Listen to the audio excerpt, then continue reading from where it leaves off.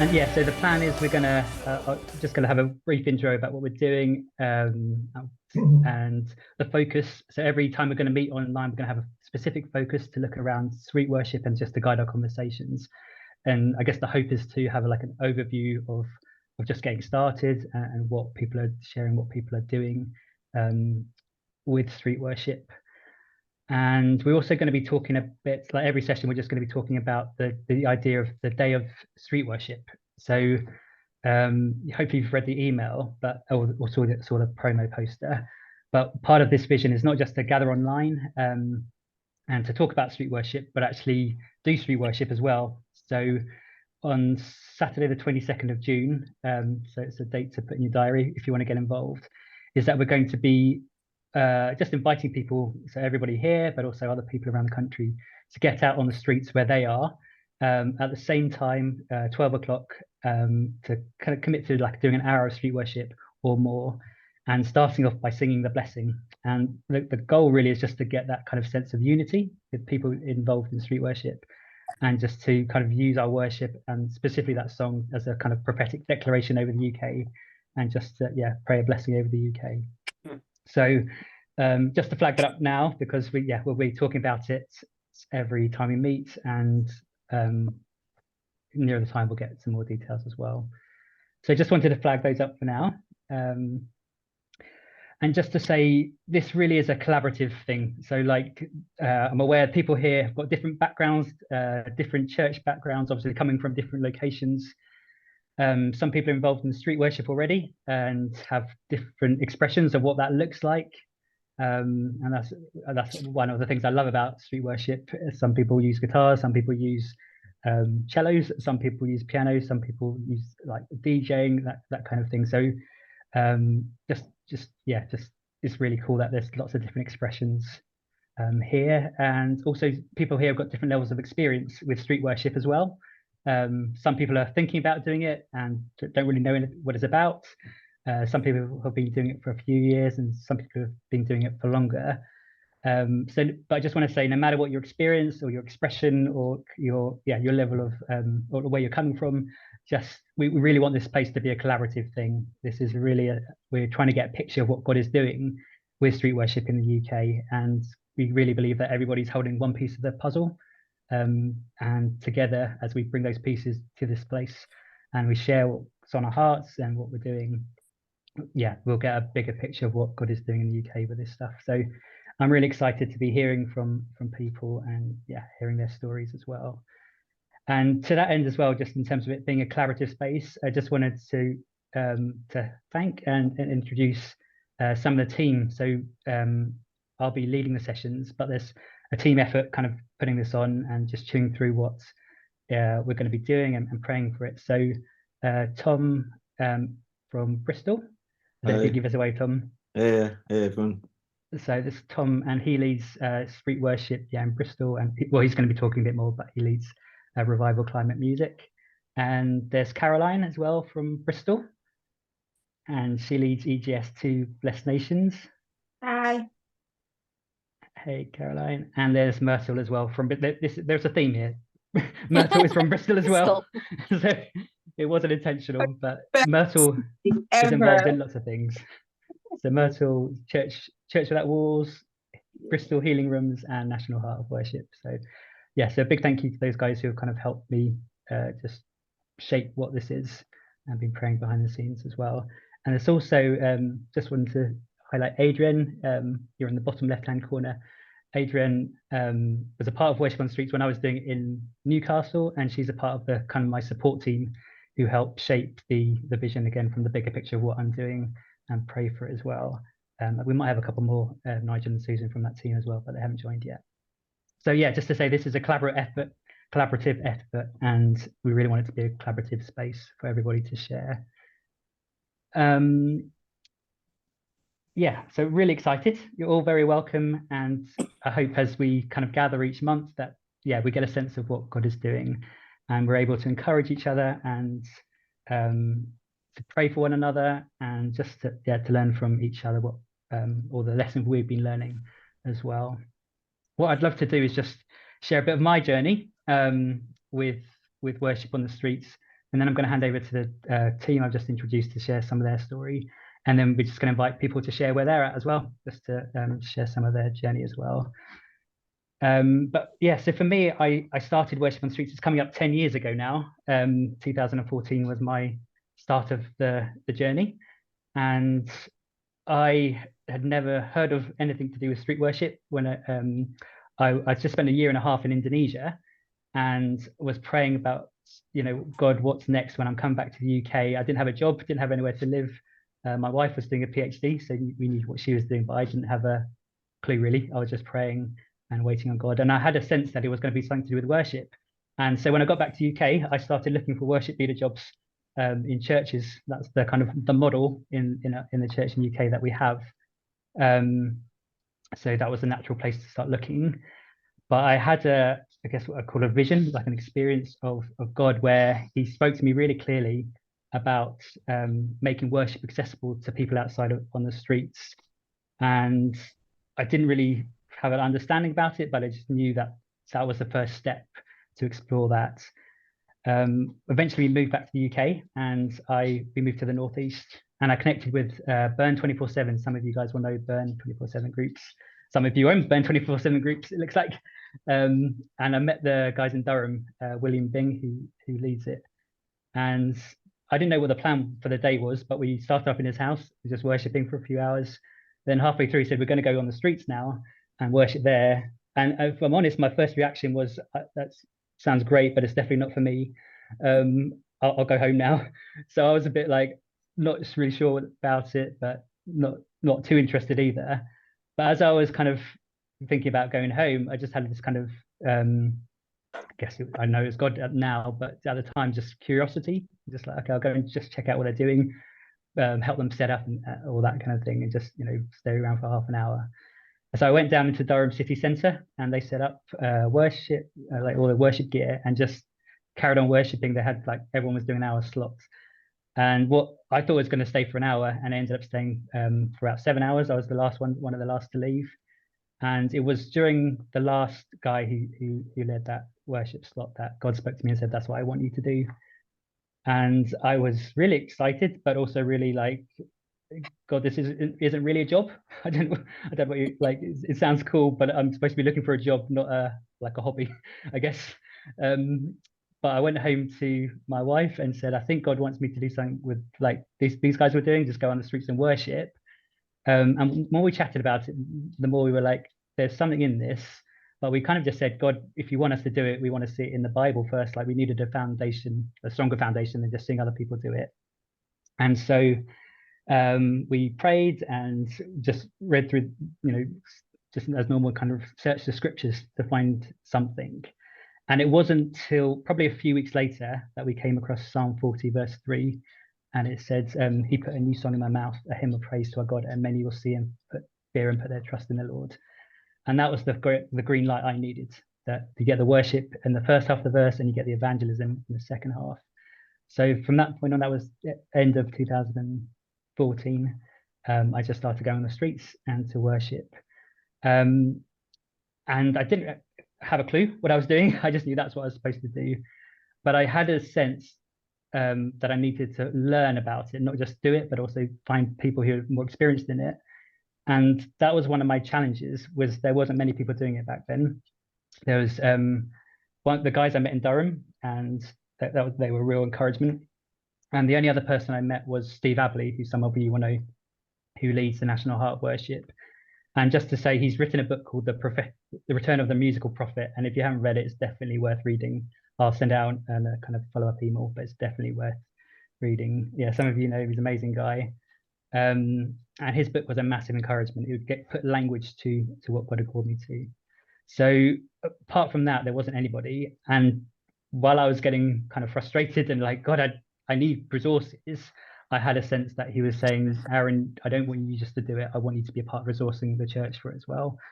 So that was 10 years ago, or just coming up 10 years ago.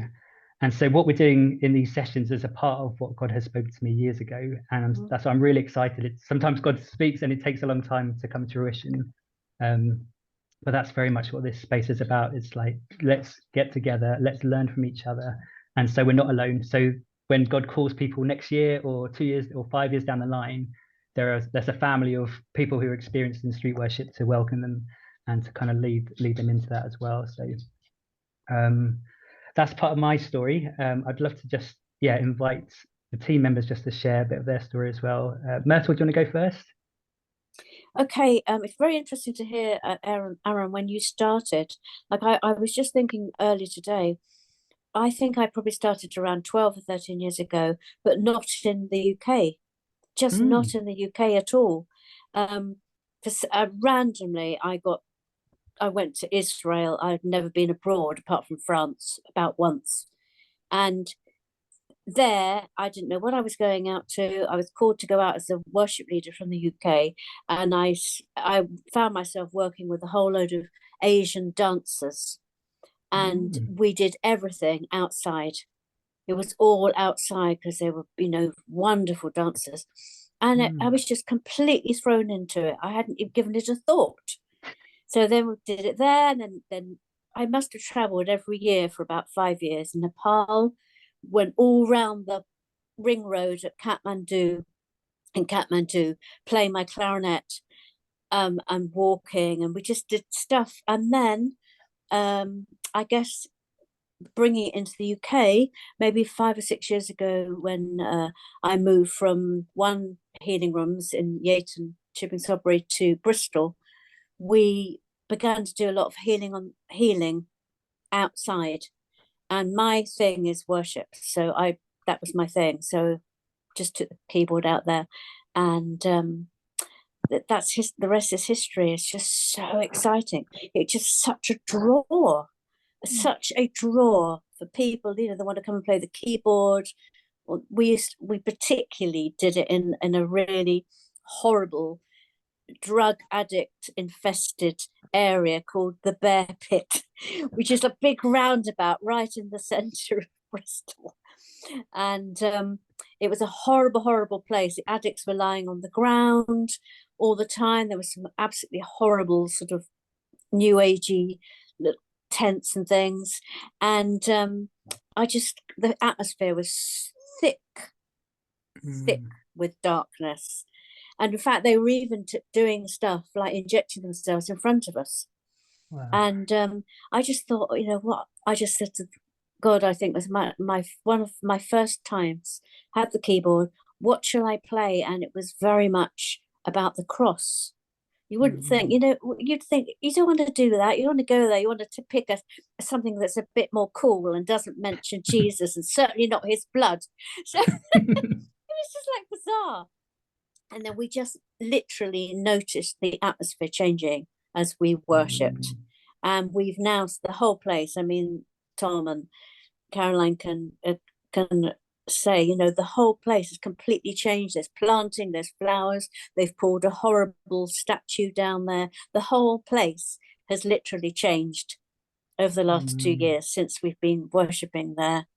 And it's a safe place now. So yeah, and that's my story. Thank you. That's awesome. It's so cool to see the difference it makes. That's amazing. Yeah. Thank you. Thanks, Myrtle. Caroline, I can't see you on the screen. Oh, you are there. You moved. Do you want to go for it next? Yeah. So I actually used to live in Weston-super-Mare. That's where I met the Lord Jesus.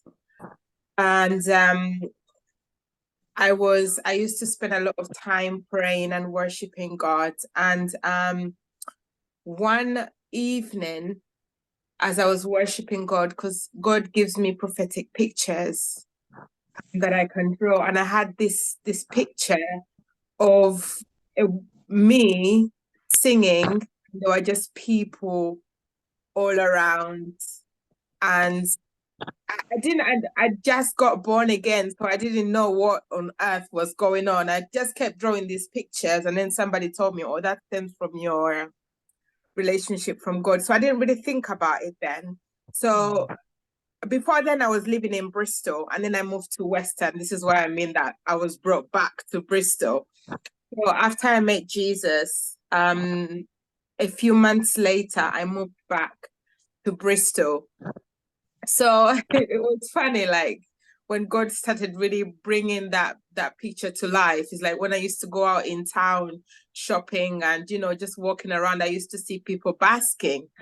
And I used to think, like, I used to hear God tell me, like, you know, you're supposed to be doing that, don't you? You know, you're supposed to be basking singing praises and things like that. And I was like, oh, I don't know, Lord, I don't know. So I made a deal with Jesus. I said to him, okay, Lord, when I turn 30, I will do it. So that's like 8 years ago. So I've been on this journey for 8 years. And I remember I started out using instrumentals because obviously I don't really play any instruments. I can the guitar a little bit. So I used to use instrumentals, and it was just me at a time with my Ibiza, you know, that machine with the 2 cordless mics. I actually still have it. And so I used to rehearse for ages, because on those instrumentals, once you go out on the streets and you get a note wrong, the whole song is ruined. So I used to practice for ages on the instrumentals. And so over the years, like, I've met people out on the streets. I met Marto, I met Dave, I met Tom. And before we know it, a lot of people have now just joined the group. And as you were saying, Aaron, like with the things of God, like you really need his word to be your anchor. So with everything that I do for the Lord, if you don't give me your word, I'm not doing it, because there are gonna come times where it's tough, it's hard, but it's the word of God that keeps us. So he gave me Ephesians 5:19, speaking to one another or encouraging one another with spiritual song, hymns, making melodies and giving thanks to the Lord. So that's the scripture verse for the ministry. But the most beautiful thing is, like, over the years, people have just joined the vision. I think we're coming up to 9 people now, I believe. But what it looks like now is like we go to the church, like ministries and churches have been reaching out for us to lead worship in their church. And we join other ministries when they're doing their outreaches. So I believe that we are very much, our motto is like we connect with different ministries and different churches. We also do our own outreaches in Bristol, or we travel we are aiming to travel as well. But the most beautiful thing is that I started out with an Ibiza machine, knowing no instrument, and God did not show me any of the people who are part of the group now. And now we have like a full band. We have one person who can play like 3 instruments and keyboardist, and Tom can play 3 guitars, like bass, electric, and acoustic. I mean, God is just wonderful. So yeah, so that's sort of where we are at the moment. Yeah. That's it. I don't know if that's gives brilliant. Yeah. Thanks, Caroline. It's really cool to hear. Really cool to hear. Thanks for sharing. Tom, do you want to share a little bit about Sure, yeah. Thanks, Aaron. Yeah, so I've always been into music since I was a little kid. Been a Christian for about I don't know, 20 years, something like that. So I was at I heard the call when I was at a kind of Christian social event, Oak Hall Holidays, and it was New Year's Eve, and I couldn't get to sleep because I was quite hyped up from all the socializing, and I'd been playing. I'd written my best song that I'd ever written. I'd been playing it to people, and they were saying they liked the song, and so I was quite excited and stuff. I couldn't get to sleep, and I just sensed, not audibly, but I sensed very specifically God saying, God, give me glory in the public places. So I didn't really know what it meant. I kind of interpreted it like I wanted to be the next Tim Hughes or whatever. So I thought, you know, yeah, oh, he wants me to be a Christian rock star, or whatever. But didn't turn out to be that way. But then I forgot about it. Nothing happened for about 4 years, something like that. 4 years, and then it just fell into it. It's one of those things where I didn't even just fell into it. A lady at my church invited me to go and play. They had a ministry handing out sandwiches down the park, handing out food, and they invited me to play guitar in the background, which I loved. And but maybe the first time I was a bit nervous, maybe the second time, but just really loved it and loved it ever since, really. That's when I met Caroline, who was just speaking. And so she invited me to join her band. So I've been part of EGS since then. And then about, last June, I decided to leave my job and try and make a ministry, a self-supporting ministry out of playing on the streets. So at present, I sometimes go out on my own, and I sometimes go out with Caroline and EJS. And I just love it. It's one of the things I love about it is me at my best. I don't know if you have some things that bring out your best and some things that bring out your worst. So for me, something that brings out my worst is data entry. If I after about 5 minutes of doing data entry, I'm like ready to kill someone. But we're doing street worship. I just love it. I feel like much more of a human being. I feel much more peaceful, and so yeah, I just love it. Thanks, Tom. And just to say, it's not too late. It's still time to be a Christian rock star. So, yeah. Thank you, guys. It's really cool to hear. And I just want to say, like, so I first met these guys. I think it was 2022. I'm not sure, when I was doing worship on the streets in the northeast. I felt kind of God was saying to start going outside of the northeast. And at the same time, I was praying for that. An old friend who I hadn't spoken to for a few years, who lives in Bristol, he contacted me and said, "I've been hearing about what you're doing. Can you come down and do something?" He had a heart for evangelism, but didn't know where to get started.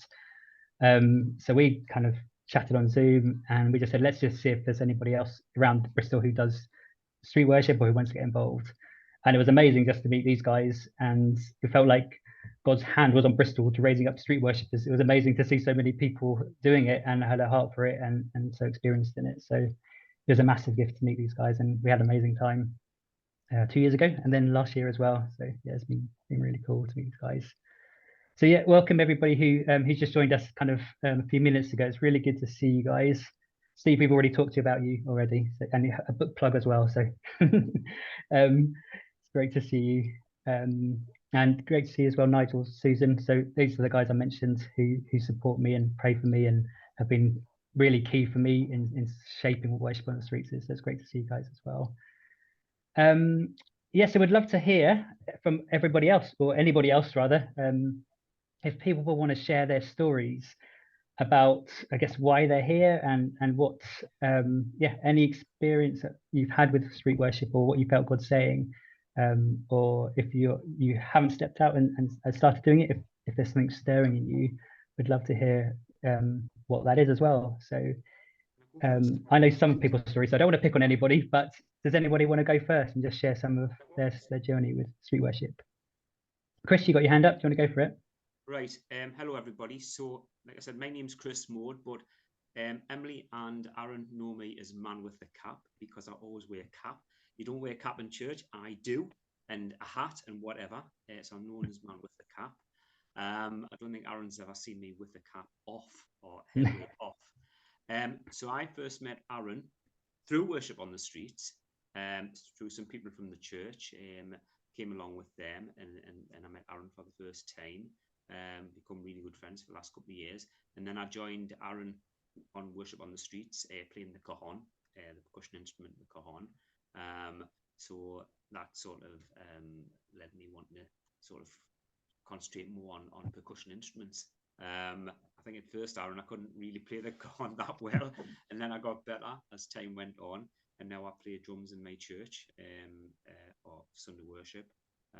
So again, I thank worship on the streets for giving us that encouragement to be able to do that, and sort of the people that we've sort of met on worship on the streets has been pretty amazing.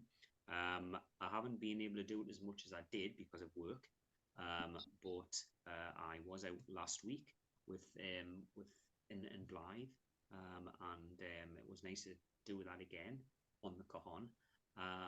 But yeah, it's a blessing, and it's just, I mean, God's given me a prophetic word of people that you see while you're worshiping on the streets, and it's just like a game called Bagatelle. Is it Bagatelle, or the pinball machine? You see these sort of fairgrounds, and what it is, it's just like, you know, I think, as I can recall, you used to pull this lever, and then the little ball used to go in these little grooves. And I just feel people who are, when we're doing worship on the streets, people who are hovering around and they're like going in these little grooves until the ball actually goes into, well, sort of, you know, there's like a little hole at the end. The ball goes into the end, and to me, that's like coming into God's house. So that's what a sort of visual image that I see. It's like, you know, people, they hover around, they come back, then go away, they come back, and then they become influenced, and then they hover back, and they're going around these little holes and sort of little grooves, and until the you know, like the ball comes down and goes into, and as I open the door, goes into God's house, and that's what I feel a lot of people are doing. They're just curious about what's going on, or maybe God's influencing them, or encouraging them to just come to Him through worship on the streets, through music. That's a very cool picture, Chris. That's really cool. That speaks to one of my kind of values of street worship. The unique thing about it invites curiosity, not necessarily the commitment straight away, like some evangelism kind of models do. But this is a kind of bringing people into and making them curious, really inviting that curiosity. So that's an amazing picture. Thank you. That's really cool, and it's been amazing to see your drumming like develop so well. Awesome. Yeah, well, I mean, I do go for lessons as well, and I mean, my tutors, you can't believe that I'm actually playing, you know, for Sunday worship in church, but it's happened. So, and I've just been playing lesson about not even 2.5 years. That's very cool. Well, thanks for sharing, Chris. Anybody else like to share? Feel free to stick up a hand, or Emily. Hi guys, so I'm Emily. I live in Whitley Bay, which is near Northumberland, and I'm originally from Gloucester. But I just wanted to come on tonight and just meet you guys and connect, because I've been involved with Burn North East for the last 2 years, and I had the great pleasure of going over to Israel last year with Burn on a mission trip. And, you know, lots of people go over to Israel and do the sightseeing and pray and delight in the place where, you know, Jesus walked. But we went in a place of serving Bethlehem, you know, the Palestinian people went to serve and went on that mission field. And I found that I had this kind of awakening, this anointing where the Lord stirred this compassion for me, the compassion for people. And I just started worshiping on the street. Like, I can't sing in tune, I can't play an instrument, I'm dyslexic, but the Lord just kind of raised up this warfare in me and this worship in me, and just singing in tongues and then warfare and just worshiping and just glorifying, just saying holy, holy, you know. And it was like a game changer for me. It was like an atmosphere shifted, like in the clouds, just kind of, it felt like the Red Sea kind of parted. And, you know, every time I kind of sang, I just felt like, wow, like the Spirit of the Lord is here, His angelic presence is here. And obviously Burn have some great foundation levels of like Amos 9:11 about the, you know, the rise of the tabernacle, David's tabernacle will rise up in them last days. And you know, I just got it in front of me now. It's just such a beautiful scripture. And, you know, I just really want to kind of encourage you guys to rise up and bring that worship into your streets, into that darkness, because when you bring that worship, that saltiness, that light of God will come in and manifest and shift the darkness. It'll shift the witchcraft. It'll shift anything, you know, iniquity, everything that you can think of that in the spirit around that's going on in them streets. It was shift, you know, and we went around different kind of marquees, and, you know, this was a couple of months before the whole, you know, war that happened. So there was still this high tension. You could feel it in the spiritual realm. There was a high tension of war, and I'm quite happy to share this. I hope it doesn't offend, but you could feel there was a sense of like something's going to happen. And, you know, the Palestinian people were happy for us to come in and worship. But as soon as we tried to talk about God, it shut down completely. But we got into the shops and we blessed people, and we went in, and they were so open for us to worship. And to be honest, the Lord really honored that, because actually when we worship and when we don't try and push the Bible down people's throats, when we worship, it kind of diverts around that kind of edge of people's backs, getting up, and actually it just breaks everything down spiritually. So that's kind of my story. I'm really passionate about worship. I don't know how God's going to use me. I don't know whether I'll just be singing in tongues or just singing out of tune and just changing the atmosphere for people who are the pros with the instruments and playing guitars and stuff. But yeah, I'm also part of Glasgow Prophetic Alliance as well. So I'm very much, I love intercession. I love praying. I love being that watchman. I love the kind of Joshua, marching around, and after it's the 7th day, it's like just glorifying, and the walls fall down. It's like, yes, and yeah, I'll just shut up now because I'll just talk all night. That's good. It's really cool. Cool. Yeah. That's really good to hear. Thanks, Emily. And definitely, I mean, you've highlighted it, that there's so many different aspects of street worship. It's primarily worship, but people emphasize the evangelism side of things sometimes, but some people emphasize the warfare side, the intercession side, and it's all one big, beautiful package that God's doing. Thanks for bringing that up, Emily. Would anyone else like to share? Is that Fiona? Yeah. Great. Yeah. So I think a bit like Myrtle, didn't realize that it was similar. Over 30 years ago, I went on a mission trip to North Africa, and they dumped us off as small groups in teams for a few days to get back to X place in 3 days. We had a guitar. It was just natural to go in these villages and sing, and people were drawn to it. And that link between mission and worship, I can't separate them in my thinking or my experience. It has overwhelmingly been in overseas mission situations that I've mainly been involved in on the streets worship, historically in Croatia, on the riverbank, and in housing estates year after year, in France on a tour ship festival. We were on a Ukrainian ship years ago. More recently, I spent 18 months in Calais, and a big part of that was getting the ukuleles and the worshippers outside the van where we served tea and singing, and seeing the atmosphere change, seeing people drawn to the presence of God, often not knowing that's what it is, and that leads to the conversation. So mission and worship, they've always just been my heartbeat, really, and God changing situations through that as well. In the UK, yeah, I've done a little bit of this, but not at all as much as I want to, but that's changing now, I know. I was a worship director in a church for 6 years, and I just thought I need to get out. My call is itinerant, and it's not in the church. It's both, but it's mainly for people that need Jesus. So yeah, it's as I say, to me, mission and worship, they're one and the same. They're two sides of the same coin.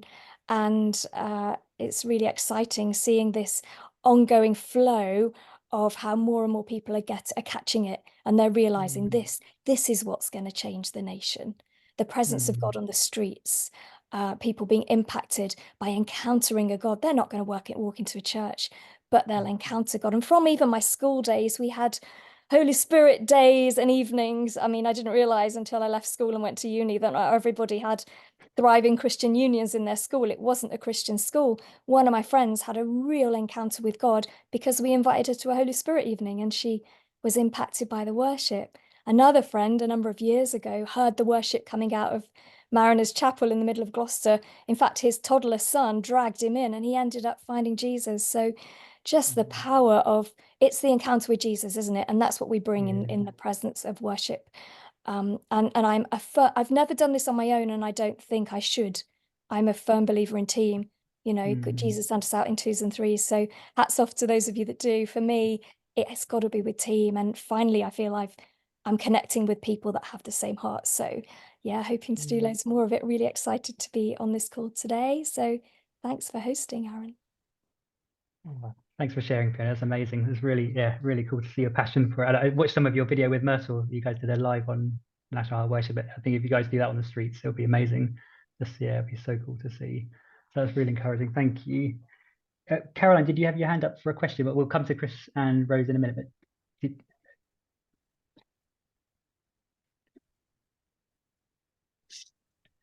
Getting myself in a muddle here. No, I was just clapping or feeling. Oh, it was a clap, was it? Sorry, I missed it. I don't know the question. The whole aspect of getting out of the church, because I really sensed that from last year, because in as much as the group, we've been doing some church stuff and things like that, and we want to continue the relationships we've built with some churches, but we really I had a sense from like last year, like I really need to refocus, like the streets. So that's why I was clapping.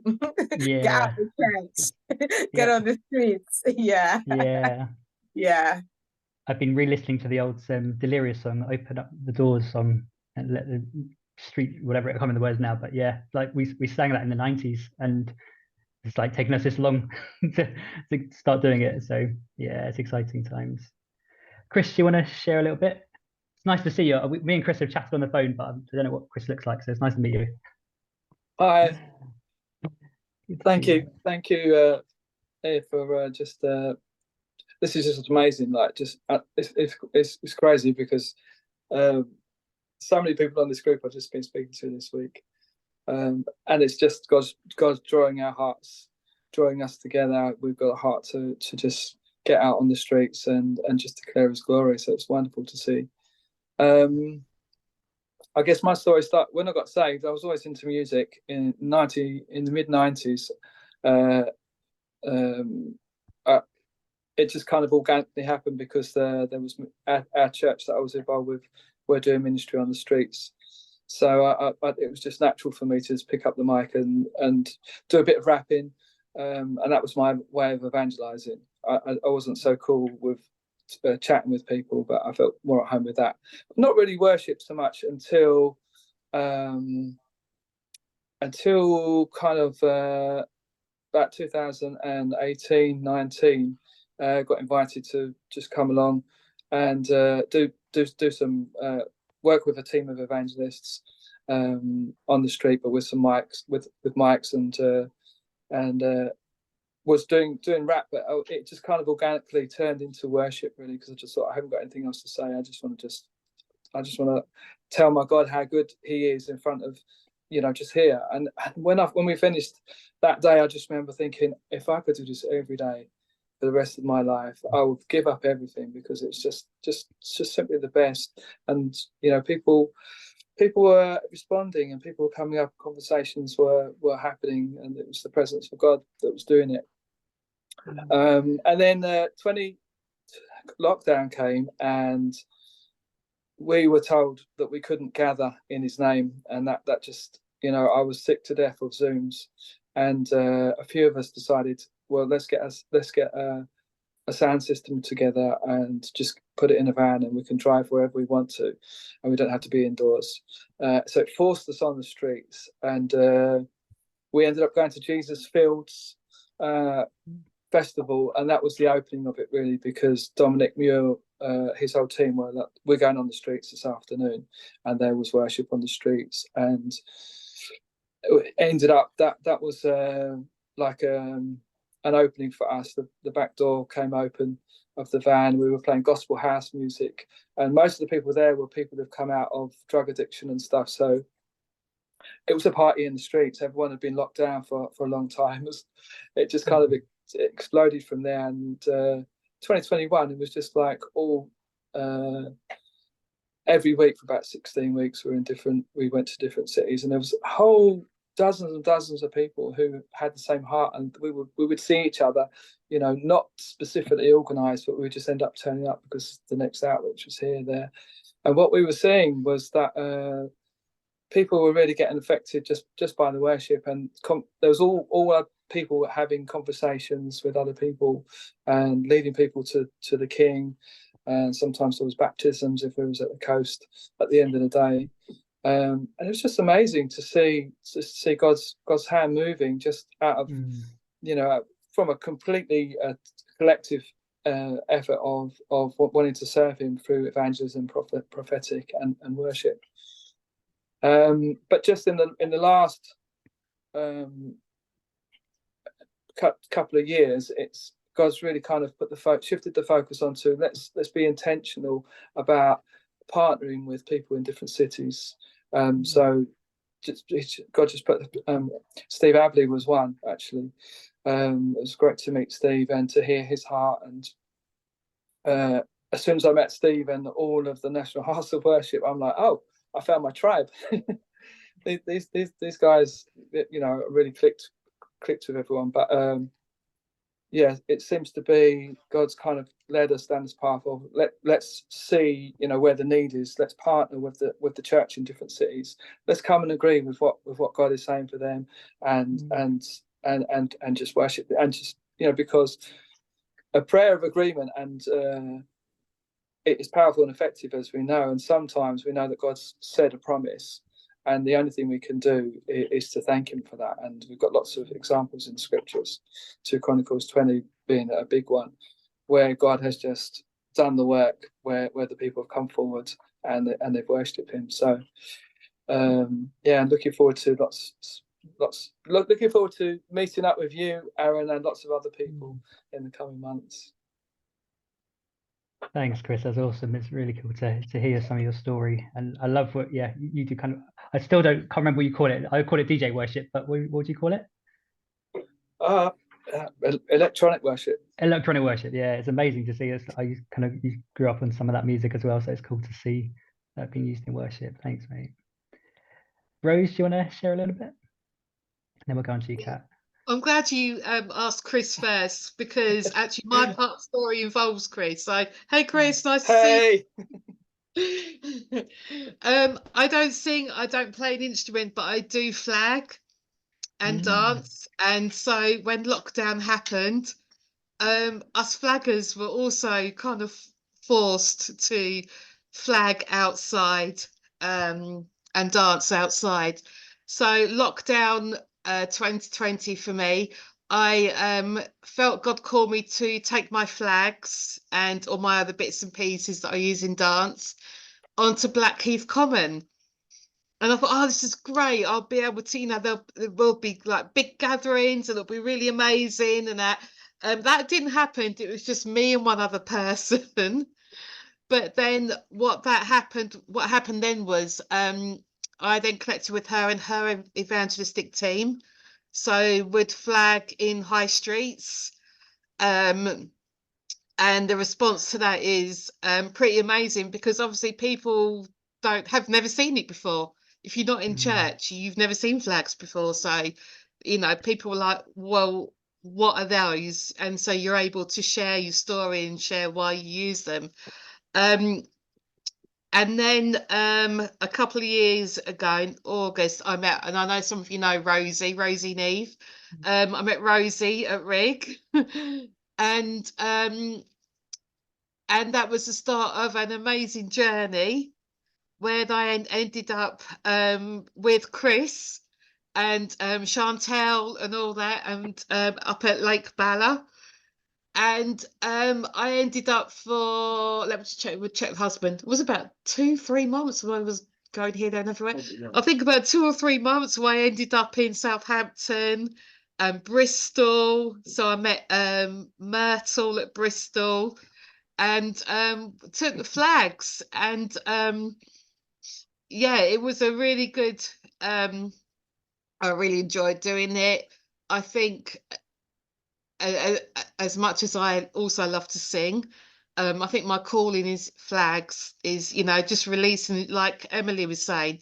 You know, I might not be able to sing very well, but, you know, it's that shift in the atmosphere. We're there so that we can shift the atmosphere. And so I'd very much like to get back out there. I'm in Cornwall. I've been here a couple of years, not actually gone out on the streets with my flags in Cornwall yet, but I'm sure that time will come at some point. So I have found my wild tribe. I'm a wild one, and I've found my tribe here in Cornwall, but I'm very much connected with these lovely Bristol and Gloucester ladies as well. So I have a lovely tribe there as well. So but yeah, I'm excited to see what happens here with worship on the streets as somebody who flags. That's very cool. Thanks, Rose. Yeah, we had one person when we were in the Northeast who kind of flagged a couple of times, and it was amazing. It's like you say, people haven't seen it before. It's another way of drawing people in. It's absolutely amazing. So yeah, it's very cool. Thank you. Kat, do you want to go for it? Yes, I apologize for any background noise. Try and condense my story, but I haven't technically, I would say I wouldn't technically worshipped on the street by myself yet. I have done a couple of things with Burn, but I'm actually more of an experienced busker. So I used to play my cello around the place, and I'd also travel all around the country and other places, Europe and America with my cello. So I've been primarily a cellist, and I kind of feel like with that it was almost like I was like secretly doing Jesus music, but without being very obvious, and that was good for a time, and I did have conversations, but it wasn't maybe as out there, I guess, or as obvious, or as exposing as actually singing about Jesus. And something actually happened in December.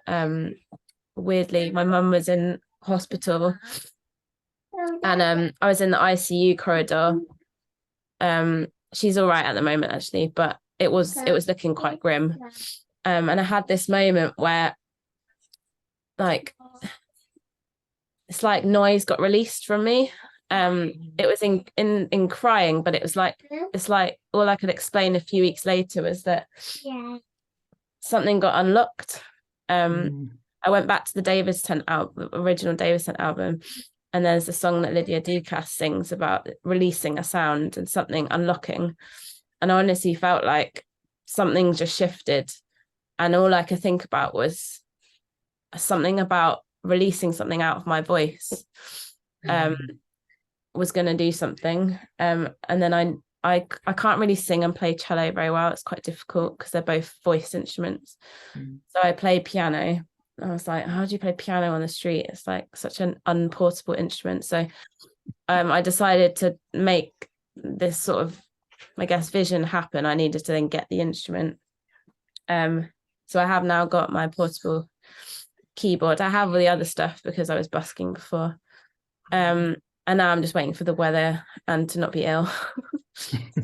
So I'm kind of building up to it and trying to practice when I have 5 seconds of time.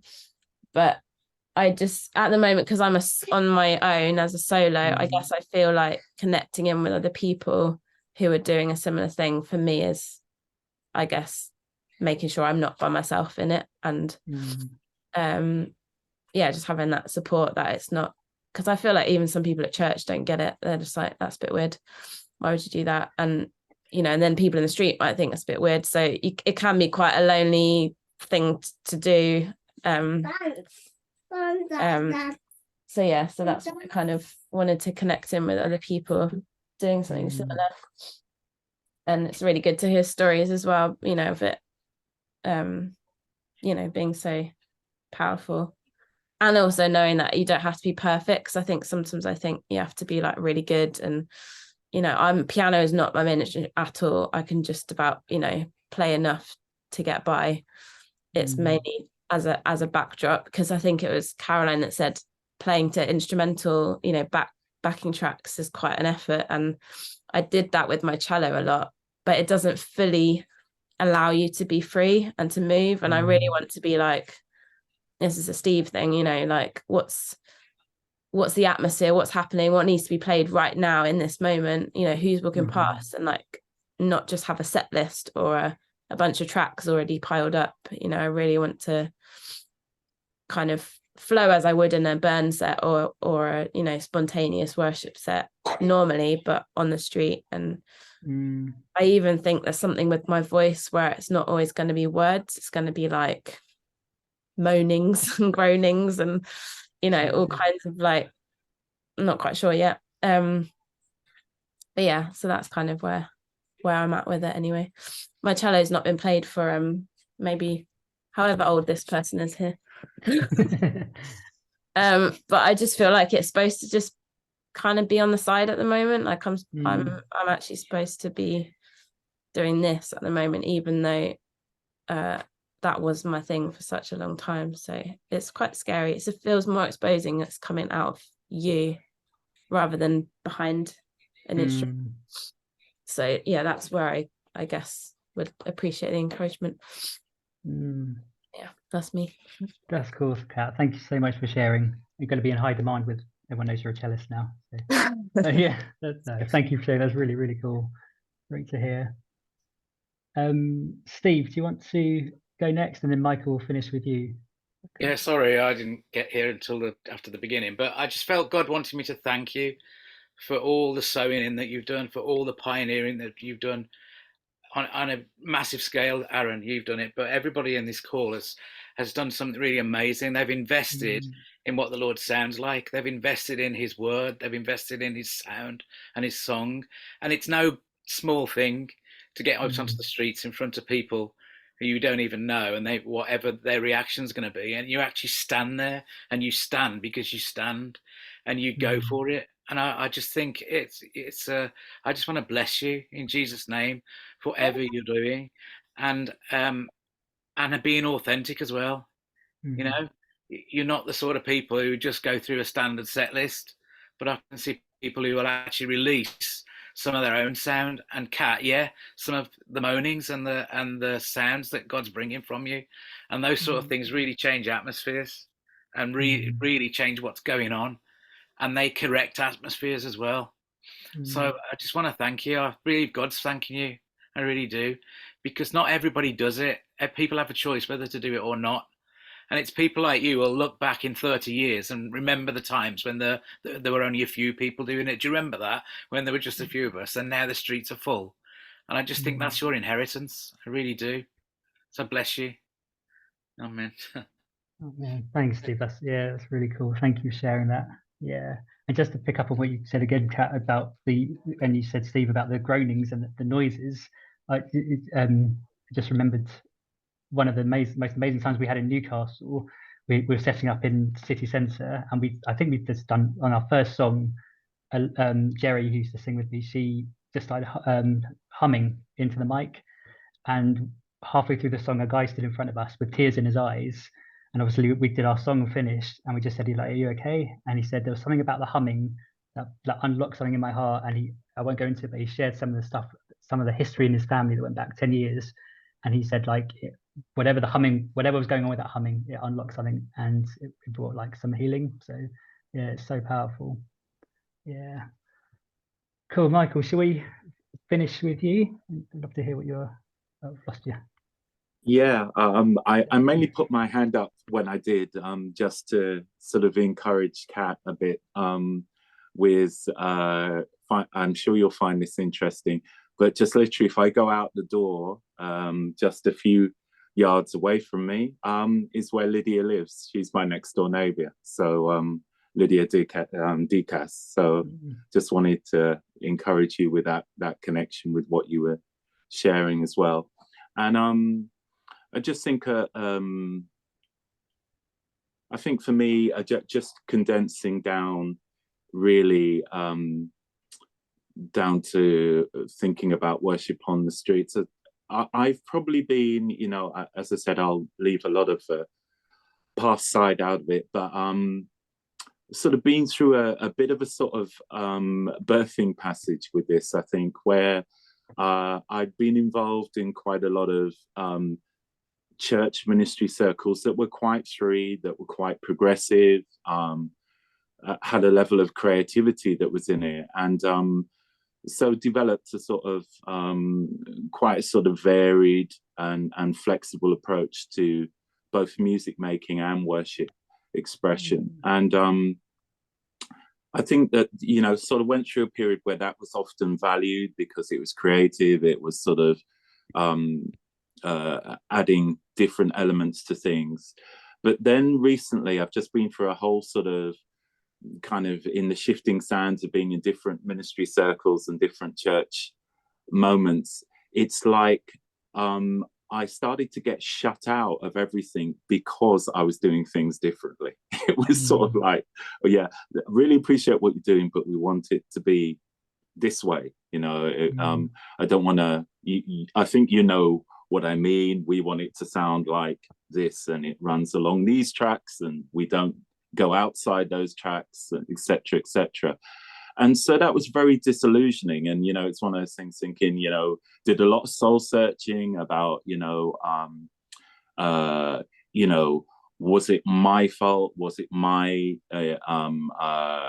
intransigence? Was it that I wasn't prepared to work with the kind of team ethic or whatever, because I was wanting to do it my way? I kind of struggled with all these kind of things like that. But more and more became sort of convinced that that wasn't just a simple answer to it. And then I realized that a number of the creative friends that I had who were doing stuff often ended up doing stuff like worship on the streets or taking things to the streets, etc. And I realized that maybe I had been edging away from that because I've been involved in a lot of, shall we say, standard or some level standard ministry about, you know, okay, I don't want to particularly be just branded as a lunatic fringe, you know, basically. So yeah, and that probably says more about my ego than anything else. But anyway, so maybe I'd been a bit standoffish with some of these trends. And then as I got squeezed out of things, you know, more and more I started to really relate to where they were coming from and what they were going through. And it really started to make me sensitive to people who were trying to get their own sound, their own expression out more. And I think through a mixture of saying sorry to God for my judging, my judgmentalism, and also just a growing sensitivity, I just started getting drawn towards situations. And that eventually led to me eventually stepping into arenas that a number of people, and some people will know some of the individuals concerned, who've been in my ear for a number of years to try and get me more involved in what we're trying to express.